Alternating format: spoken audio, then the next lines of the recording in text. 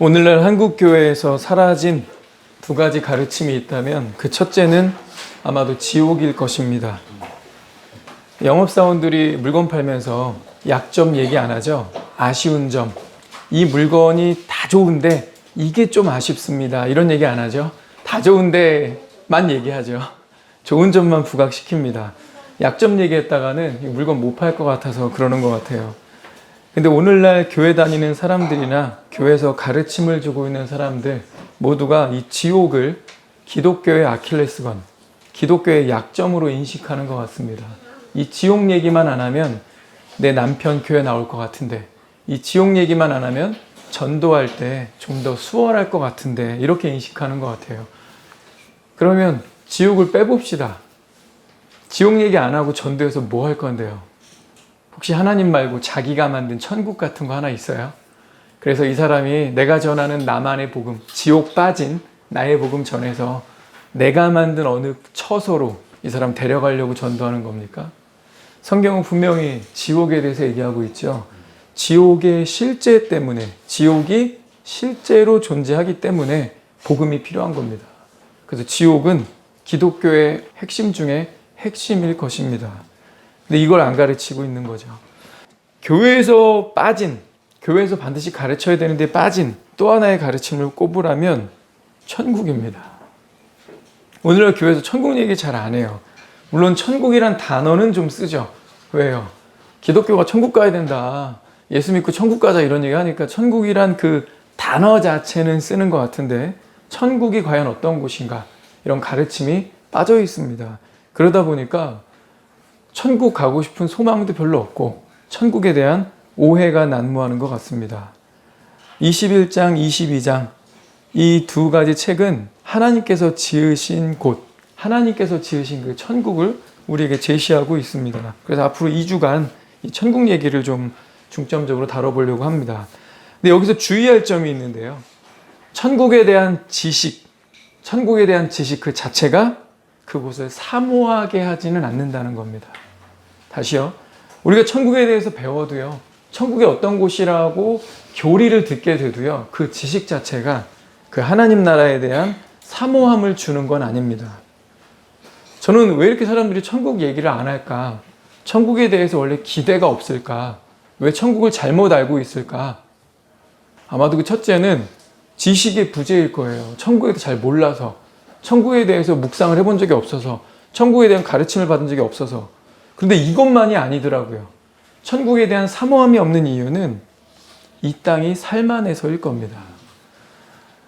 정말 그냥 기초 생활로서 먹고 사는 것 자체가 너무나 희박하고 힘든 땅에서, 북한, 최빈국 같은 곳에서는 이 땅이 살만하지 않기 때문에 복음을 듣고 당신이 예수를 믿고 당신의 죄가 사함을 받는다면 이러이러한 세계가 살게 될 겁니다 라는 말 들을 때 그걸 문자적으로만 받을 수 있는 순수한 마음이라면 아주 행복하고 나도 가고 싶소 아마 이렇게 될 것 같아요.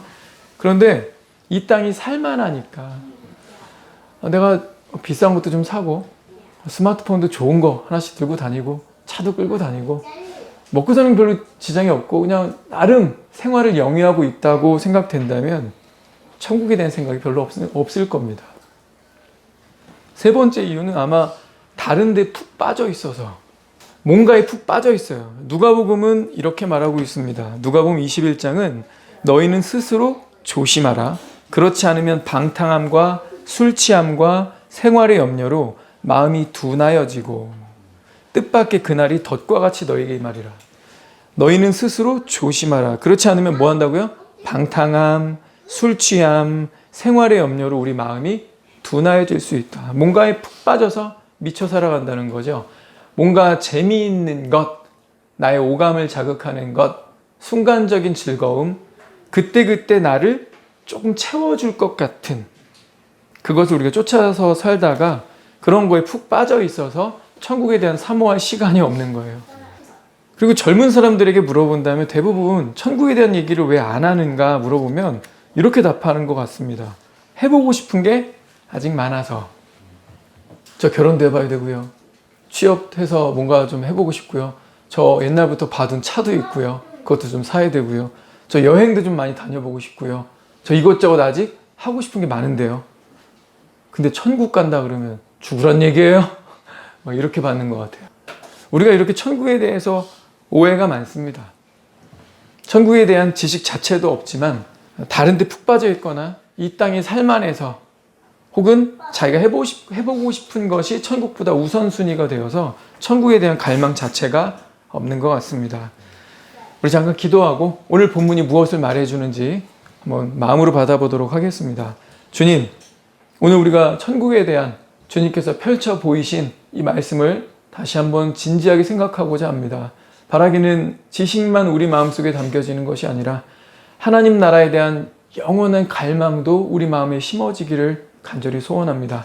잃어버린 천국에 대한 사모함 되찾기를 소원하며 예수님 이름으로 기도합니다. 아멘. 우린 요한계시록을 중심으로 신구약 전체에서 예언적으로 가르치고 있는 앞으로 있을 일들을 살펴보았습니다. 우린 예수님이 친히 말씀하신 재림의 징조들을 보고 있고 점점 그 강도는 강해질 것입니다. 그러는 중에 하나님만이 아시는 한 날, 깨어있는 성도들이 간절히 고대하는 날이죠. 휴거가 있을 것입니다. 데살로니가전서 4장 16, 17절 함께 읽겠습니다. 시작. 주께서 호령과 천사장의 소리와 하나님의 나팔로 신이 하늘로 쫓아 강림하시리니 그리스도 안에서 죽은 자들이 먼저 일어나고 그 후에 우리 살아남은 자도 저희와 함께 구름 속으로 끌어올려 공중에서 주를 영접하게 하시리니 그리하여 우리가 항상 주와 함께 있으리라. 우리 몸이 변화돼서 그분 곁으로 간다. 공중에서 주님을 뵐 것이다.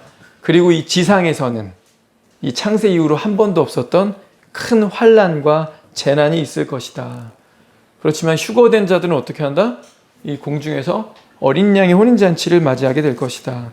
그래서 이 어린 양의 혼인잔치에 들어갈 사람들, 지상에 써 있을 이 7년 환난과 상관없는 자들을 뭐라고 격려했어요? Therefore, encourage each other. 그러므로 서로 격려해라. With these words. 이런 말들로. 이런 이야기들을 서로 나누면서 이런 이야기를 주제로 나누면서 서로 위로받고 격려하라. 이런 말이 뭔데요? 휴거입니다. 우리 앞에 있을 일이죠. 이 휴거를 통해서 우리는 7년 동안 어린 양의 혼인잔치에 들어가게 될 겁니다. 그리고 그 다음으로 있을 사건, 그 다음으로 예언된 사건은 예수님의 지상 재림이죠. 7년간의 어린 양의 혼인잔치 끝나면 예수님이 지상으로 내려오실 거예요. 그런 다음에 어떻게 되죠? 적그리스도와 거짓 선지자는 불못에 던지고 그 수개인 마귀는 무저갱에 던져 넣게 됩니다. 그래서 이 지상에서 주님이 직접 통치하시는 천년왕국이 있다. 이게 우리 앞에 앞으로 나타날 사건들이죠. 마귀의 유혹과 시험이 없습니다. 의로운 왕, 평화의 왕이신 그리스도가 직접 다스리시기 때문에 더 이상 이 세상에 억울한 일, 불공정한 일 그런 거 없을 겁니다. 자, 그럼 우리가 이런 거 생각해 봐야죠. 어린 양의 혼인잔치 7년, 의로운 왕 그리스도가 직접 다스리시는 천년왕국. 성경에서는 분명히 우리 앞에 이제 있을 거라고 하는데, 그리고 재림의 징조들을 볼 때 곧 있을 일인데, 혹시 여러분 이 7년 어린 양의 혼인잔치하고 이 천년왕국 기대되십니까? 이거 우리들 위한 건데. 혼인잔치집 가보셨죠? 피로연하면 뭐 끼케 한 30분 정도 먹으면 배부르잖아요. 뭐 오랜만에 만난 일행이 있어가지고 한참 떠들면서 왔다 갔다 하면서 접시 비우고 이러다 보면 그래봐야 뭐 1시간 반 정도 얘기하면서 좋은 시간 갖는 것 같아요. 아무래도 혼인잔치집 갈 때 이렇게 깨끗한 정장 입고 가서 맛있는 음식 먹고 좋은 시간 보내는 것 같은데 그래봐야 1시간 남짓이에요. 근데 어린 양의 혼인잔치는 도대체 뭐길래 7년이나 피로연이 지속됩니다. 클래스가 확실히 다른 거죠. 주님의 신부로서 참석해서 영광스럽게 혼인잔치를 누릴 그날을 품고 기대하는 마음이 우리에게 마땅히 있어야 할 겁니다. 이 혼인잔치 때에 있을 확실한 한 가지를 성경이 짚어줬는데 바로 성도들을 향한 상급 심판입니다. 성도들을 향한 상급 심판. 고린도후서 5장 9절 10절 함께 읽습니다. 그런즉 우리는 거하든지 떠나든지 주를 기쁘시게 하는 자 되기를 힘쓰노라. 이는 우리가 다 반드시 그리스도의 심판대 앞에 드러나 각각 선악간에 그 몸으로 행한 것을 따라 받으려 함이라. 우리가 다 각각 그런데 반드시 그리스도의 심판대 앞에 드러난다. 근데 신부는요, 죄 사함을 받았습니다. 수치가 드러나고 창피와 망신을 주기 위한 심판이 아니에요. 다행히 이 어린 양의 혼인잔치 때는 상급 심판입니다. 그래서 이렇게 써 있죠. 우리가 선악간에 그 몸으로 행한 것을 따라 받게 된다. 그러니까 뭐 하자? 그런즉 우리는 살든지 죽든지 거하든지 떠나든지 주님을 기쁘시게 하는 자 되기를 원한다. 이런 동기부여가 뭐였어요?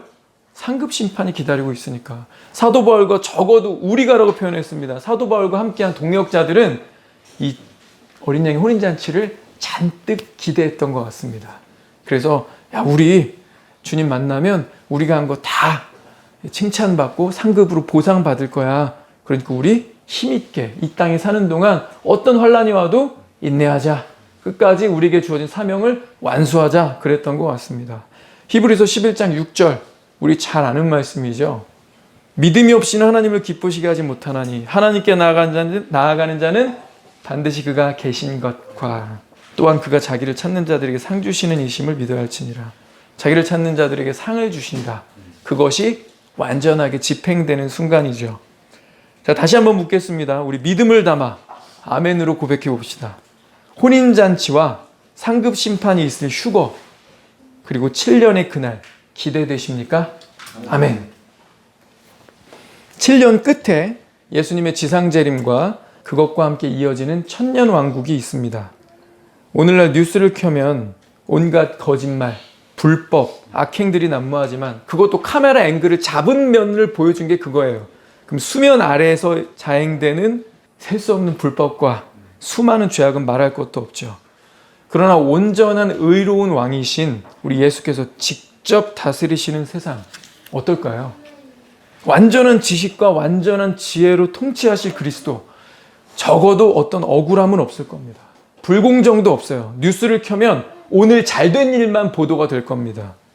저도 여러분도 이 거짓말, 말바꾸기, 그리고 자기 표에 도움되는 포퓰리즘 정책만 일삼는 기회주의자 정치인들에게 신물나지 않았습니까?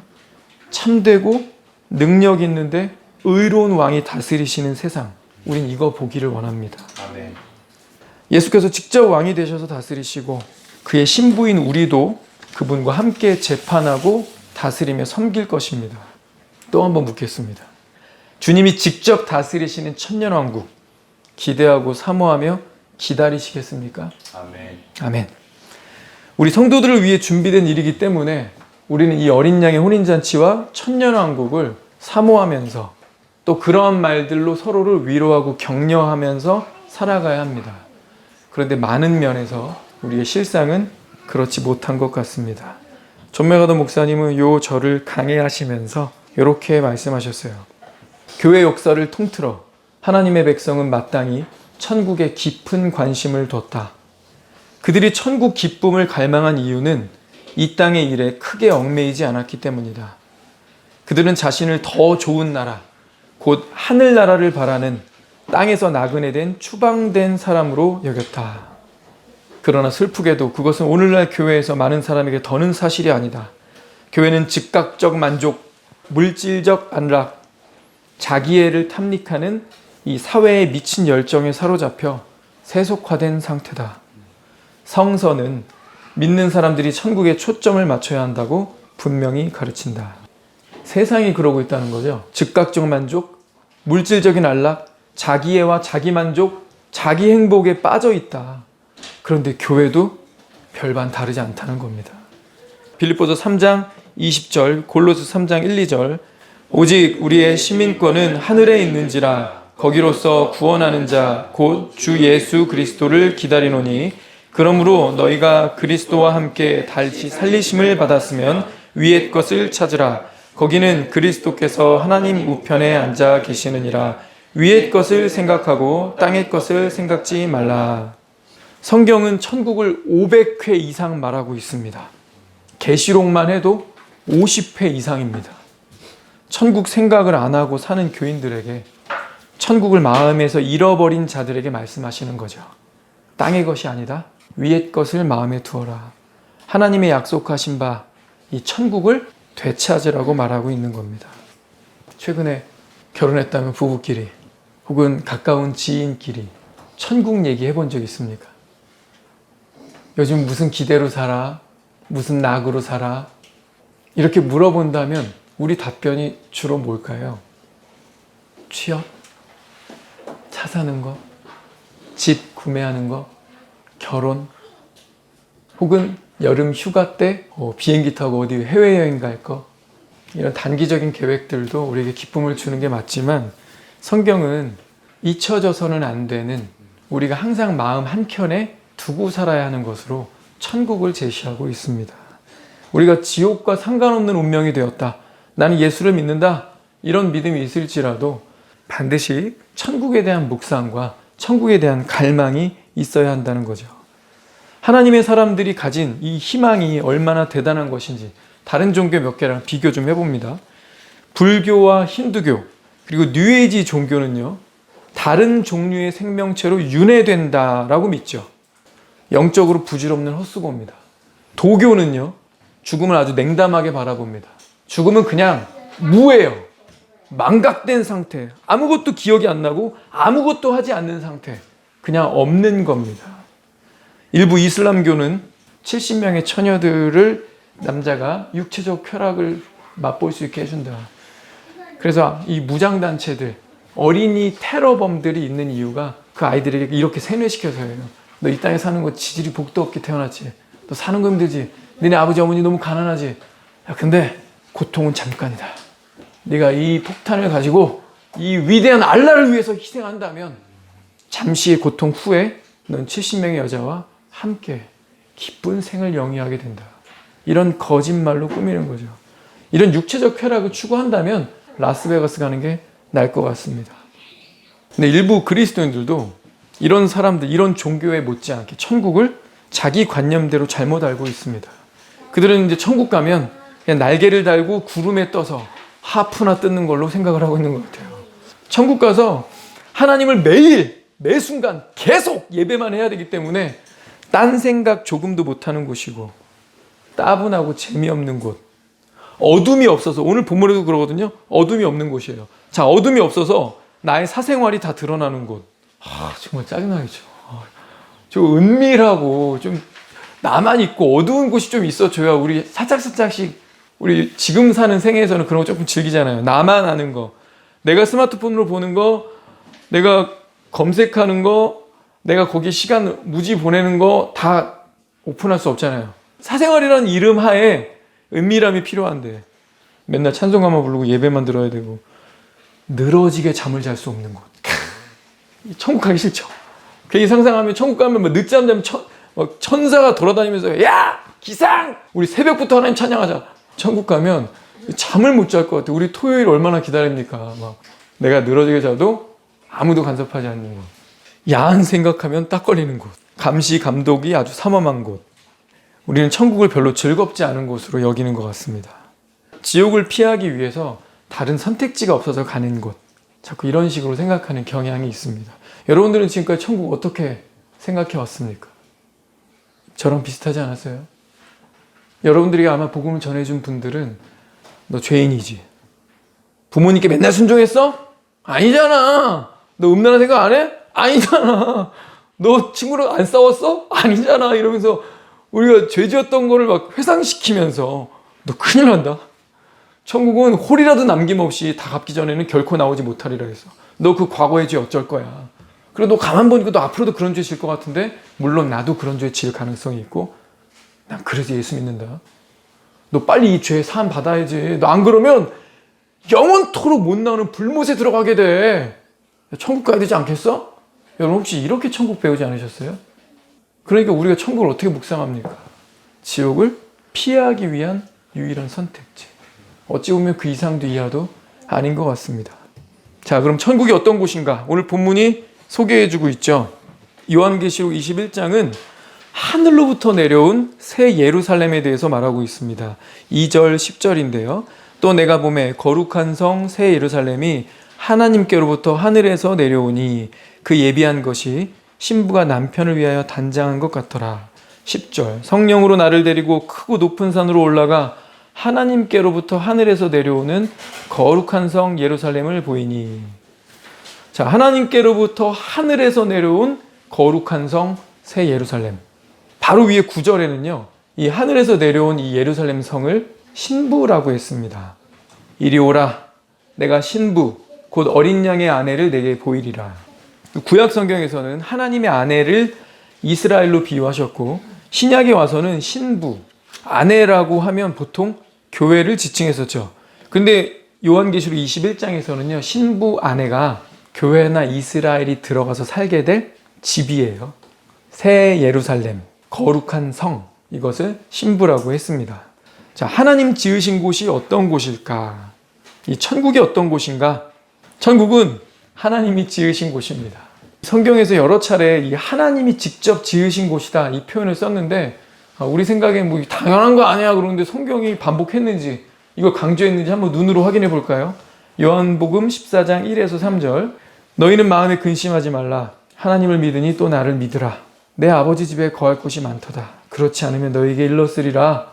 내가 너희를 위하여 처소를 예비하러 가노니 가서 너희를 위하여 처소를 예비하면 내가 다시 와서 너희를 내게로 영접하여 나 있는 곳에 너희도 있게 하리라. 사도행전 7장 48절 히브리서 11장 16절까지 우리 쭉 한번 읽어볼까요? 형제 자매 이렇게 읽어봅시다.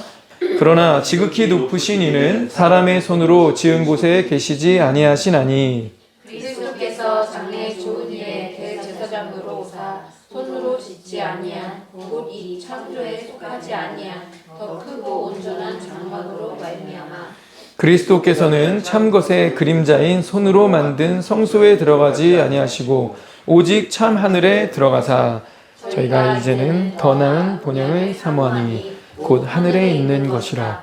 그러므로 하나님이 저희 하나님이라 일컬음을 부끄러워 아니하시고 저희를 위하여 한 성을 예비하셨느니라. 자, 주체가 하나님이 처소를 예비하러 가신다. 저희를 위하여 하나님이 한 성을 예비하신다. 근데 사도행전이나 히브리서나 반복해서 이 표현을 강조해놨죠. 사람의 손으로 짓지 아니했다. 손으로 짓지 아니한, 이 창조에 속하지 아니한, 손으로 만들지 아니한 곳에 계시다. 이 표현을 왜 이렇게 반복했을까요? 하나님이 직접 지으신 곳에 대해서 우리로 하여금 좀 기대하게 하시려고 하는 거예요. 이 하나님이 지으신 곳이라는 것은 완전한 집이라는 개념입니다. 집은 목적이 있죠. 그냥 추위만 피한다, 더위만 피한다가 아니라 집이 갖춰야 될 기능들이 분명히 있을 겁니다. 근데 하나님이 지으신 집이기 때문에 우와 이런 기능도 있네, 와 이렇게 섬세하네, 와 이런 편의시설도 있네, 와 이렇게 따뜻하네, 좋은 것들은 다 갖춰졌다라는 겁니다. 우리 두 번째, 하나님이 지으신 이 천국은 어떤 곳인가? 하나님이 함께 계시는 곳이다. 하나님이 함께 계시는 곳이다. 우리 3절 함께 읽겠습니다. 시작. 내가 들으니 보좌에서 큰 음성이 나서 가로되 보라 하나님의 장막이 사람들과 함께 있음에 하나님이 저희와 함께 거하시리니 저희는 하나님의 백성이 되고 하나님은 친히 저희와 함께 계셔서. 함께 있음에 함께 거하시리니 함께 계셔서. 함께 있는다 이런 얘기 되게 많이 하셨죠. 안전한 곳이라는 의미입니다. 하나님이 함께 계시는 곳은 안전한 곳이다. 아이들에게 제일 좋은 건 부모가 곁에 있는 거죠. 이 한국 사회에 살고 있으니까 우리가 안전을 당연한 것으로 여기는 것 같아요. 성폭행이 아니라 성추행도 바로 뭔가 주변 사람들에게 호소할 수 있고 잡혀 끌려 들어가면서 법적 처벌을 받는. 근데요, 우리가 인도 같은 사회에 가보면요, 사람들의 의식 자체가 도덕률이 없어요.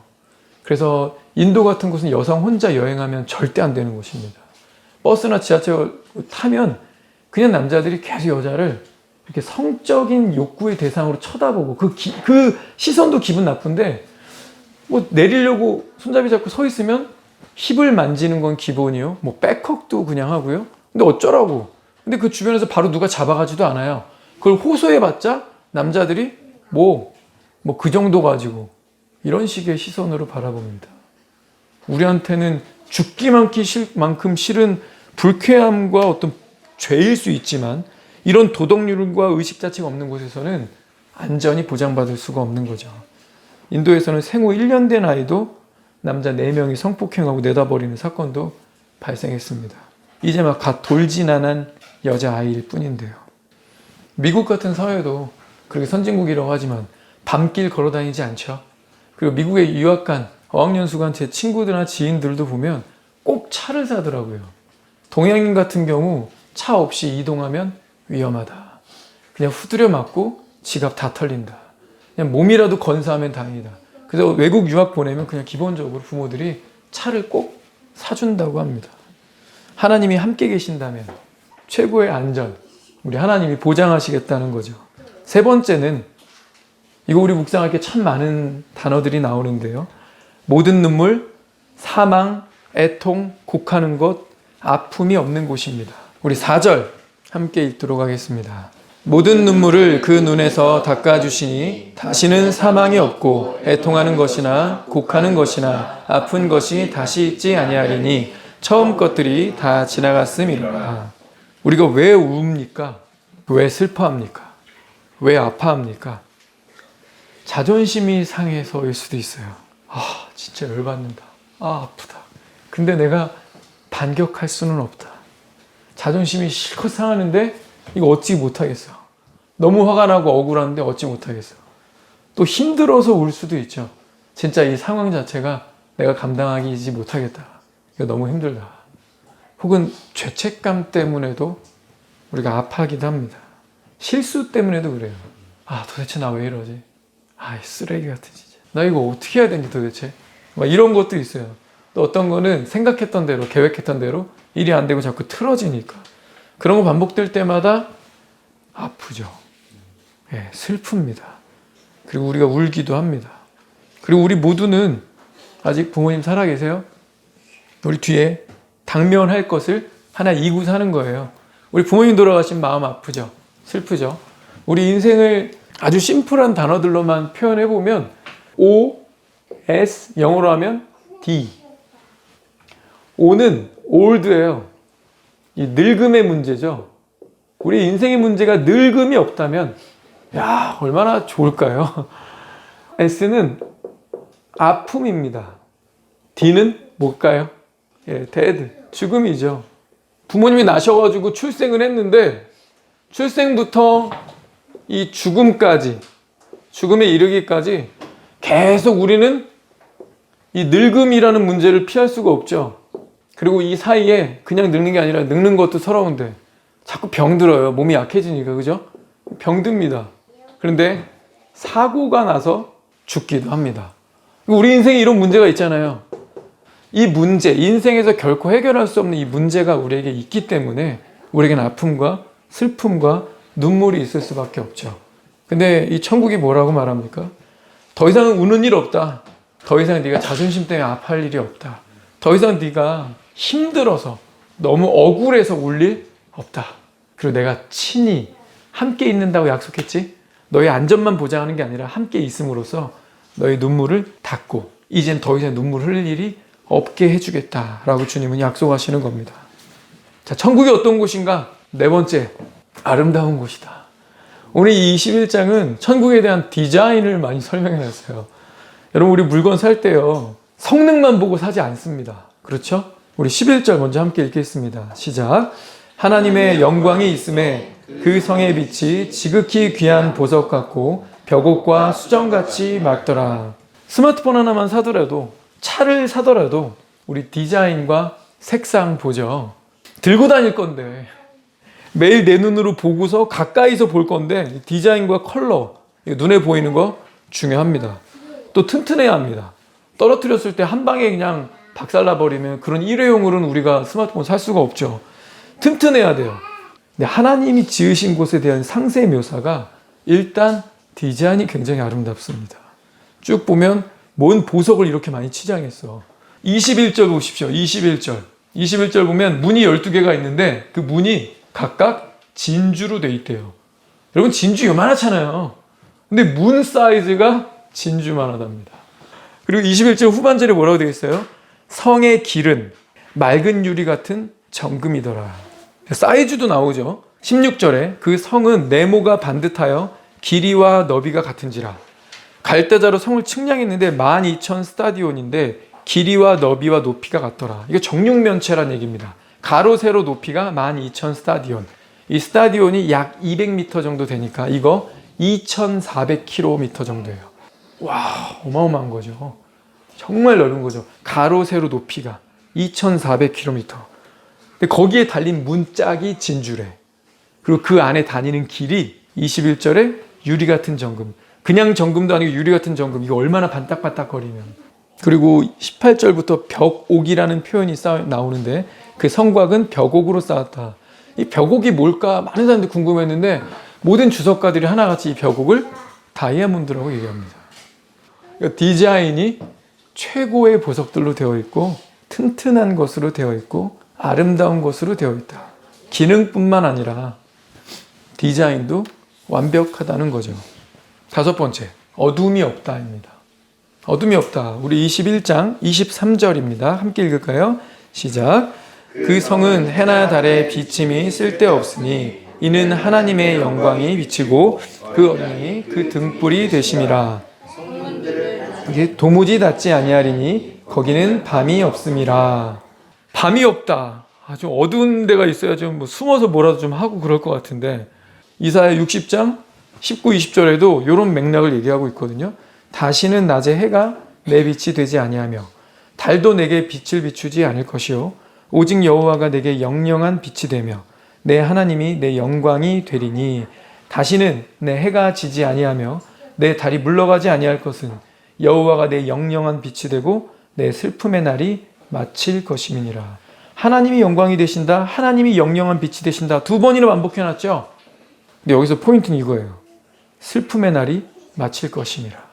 슬픔의 날이 마칠 것임이라. 여러분 이 지상에 아픔과 고통과 힘든 거, 자존심, 뭐 억울함, 불공정 이런 거 시작된 모든 근원이 뭐예요? 죄죠. 그리고 이 죄 때문에 우리가 자꾸 실수하고 자빠지고 남한테 해코지하고 하고 싶지 않지만 원치 않는 죄를 계속 짓고 그래서 이것들의 결과가 슬픔이 되는 거예요. 근데 주님이 뭐라고 하세요? 슬픔이 없을 것이다 라고 하신 거예요. 슬픔이 없을 것이라는 얘기는 뭐냐면 더 이상 죄가 없는 거예요. 우리가 자꾸 왜 가리고 안 한 척 은폐하고 거짓말하고 말을 바꾸죠? 책임지기 싫어서잖아요. 근데 죄를 안 지면 말을 바꾸거나 거짓말할 필요가 없는 거잖아요.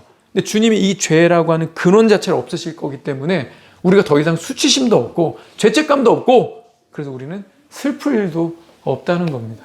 그러니까 우리가 이 어둠이 없다라고 하는 마지막 단서도 기쁘게 받을 수 있는 거죠. 천국 가면 어둠이 없는데 사생활이 없는데 사생활이 있을 필요가 없구나. 왜? 수치심이 없으니까. 아담과 하와가 벌거벗었으나 부끄러워하지 아니하더라. 우리 예전 세상으로 돌아가는 거구나. 주님은 21장, 22장 내내 천국, 하나님이 준비하신 곳에 대해서 우리에게 소개하고 있습니다. 그냥 우리에게 이걸 좀 보여주고 싶으셨던 것 같아요. 얘들아, 너네가 일로 들어올 거다. 이곳에 들어와서 나와 함께 같이 지내게 된다. 좀 기대 좀 해라. 여기 들어오면 니들 손 하나 까딱 안 했는데 100% 무료로 그냥 다 누릴 수 있는데 그게 영원한 기간이다. 이 천국에 대한 묵상과 깊이, 감사가 깊어지면 지옥에 대한 간국도 점점 벌어지죠. 고통만 묵상해도 사실은 그냥 무만 있어도 고통과 생각해보면 간극이 뭔데 우리가 오히려 더 나아가서 천국을 묵상하면 이 간극이 거의 무한대급으로 벌어지지 않겠습니까? 근데 여기 못 들어오는 사람이 소개됩니다. 오늘 두 번이. 오늘 마무리 이걸로 짓고 싶은데요. 8절입니다. 21장 8절.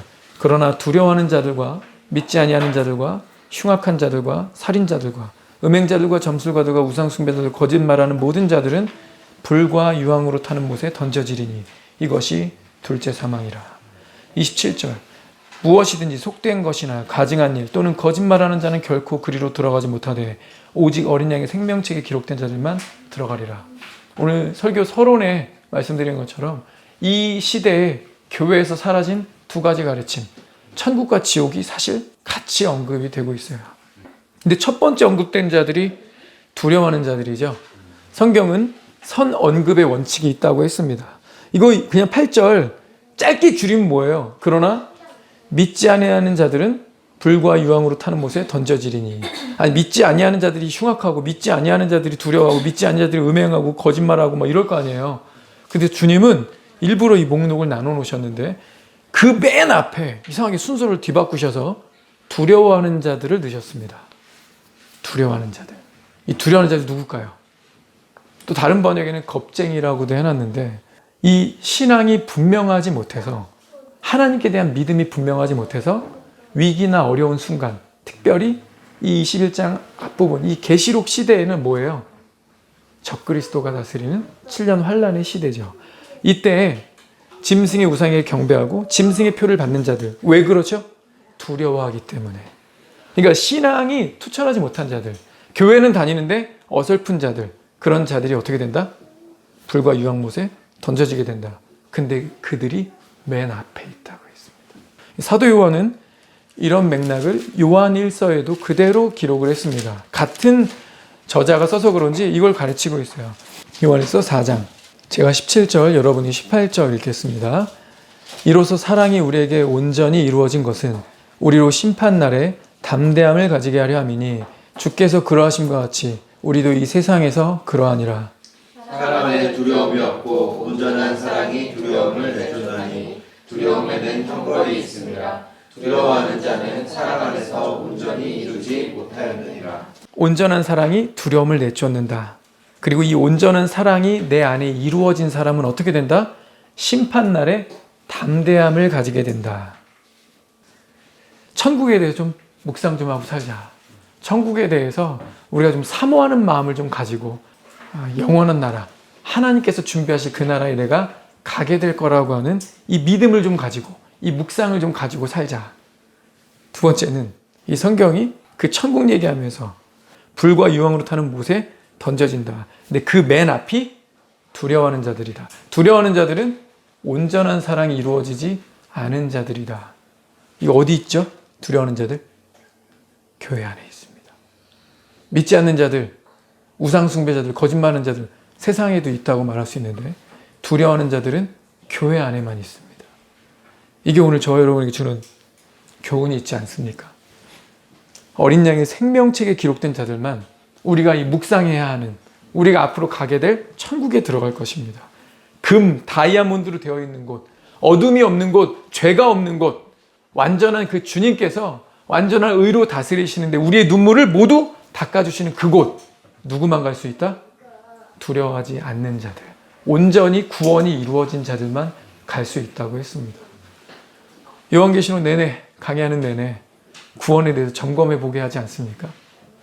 내가 이곳에 들어갈 자인가? 어린 양의 생명책에 내 이름도 기록돼 있나? 나는 혹시 교회 다니는데도 여전히 내 마음 한켠에는 두려워하고 있지 않은가?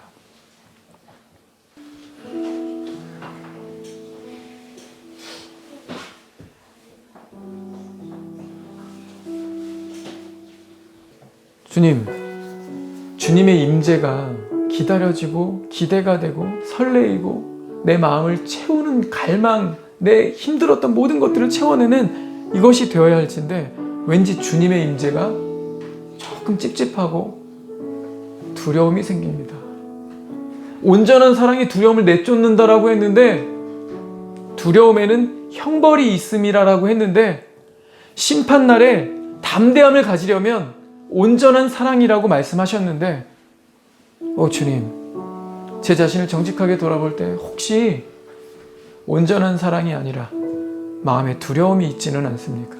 내가 주님 앞에 서게 될 그날을 기다리지 않는 이유가 혹시 이 두려움 때문 아닙니까? 주님 앞에 서게 됐을 때 혹시 내 이름이 생명책에, 어린 양의 생명책에 없다라고 판결 나올까 봐 불안해서 주님이 다시 오시는 그날을 사모하지 않는 것은 아닙니까? 주님, 이 세상 사는 것이 바쁘고 힘들고 때로는 지치고 피곤할지라도 내 마음 한켠에서 결코 이 천국에 대한 소망을 밀어내지 아니하고 주님의 임재와 천국에 대한 소망을 품고 살게 해주십시오.